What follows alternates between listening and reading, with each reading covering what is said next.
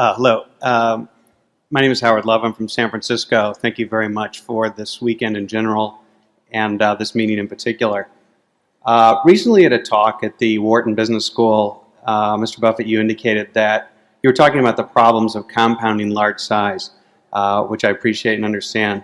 But you indicated, you're quoted in the local paper as saying that you are confident that if you were working with a sum closer to $1 million, that you could compound that at a 50% rate. For those of us who aren't saddled with the $100 billion problem, could you talk about what types of investments you'd be looking at and where in today's market you think significant inefficiencies exist? Thank you. Yeah, I think I may have been very slightly misquoted, but I certainly said something to the effect. But working, I think I talked about this group I get together every 2 years and how I poll that group as to what they think they could compound money at it with 100,000, a million, 100 million, a billion, and other types of sums. And I pointed out how this group of 60 or so people that I get together with every couple of years, how their expectations of return would go very rapidly down this slope. It is true. I think I can name a half a dozen people that I think could compound $1 million, or at least they could earn 50% a year on $1 million, have that as an expectation, if they needed it. I mean, they'd have to get their full attention to be working on the sum.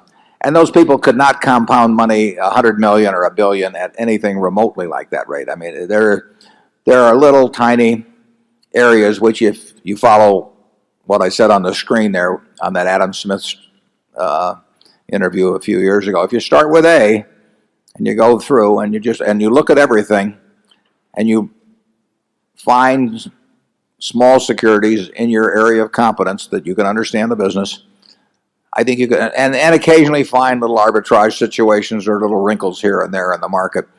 I think working with a very small sum, that there is an opportunity to earn very high returns, but that advantage disappears very rapidly as the money compounds, because from $1 million to 10 million, I would say it would fall off dramatically in terms of the expectable rate, because there are little, you find very, very small things that you can make, and you're almost certain to make high returns on, but you don't find very big things that in that category today. I'll leave to you the fun of finding them yourselves. I mean, it'd be terrible to spoil the treasure hunt.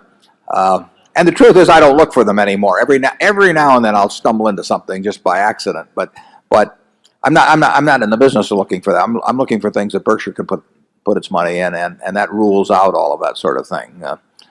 Charlie? Well, I would agree, but I would also say that what we did 40 or so years ago was, in some respects, more simple than what you're going to have to do. Right.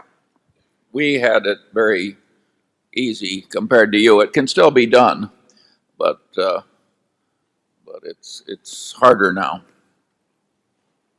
You have to know more. I mean, just sifting through the manuals until you find something that's selling at 2 times earnings, that won't work for you. It'll work, it's just you won't find any. Yeah. Zone 10, please.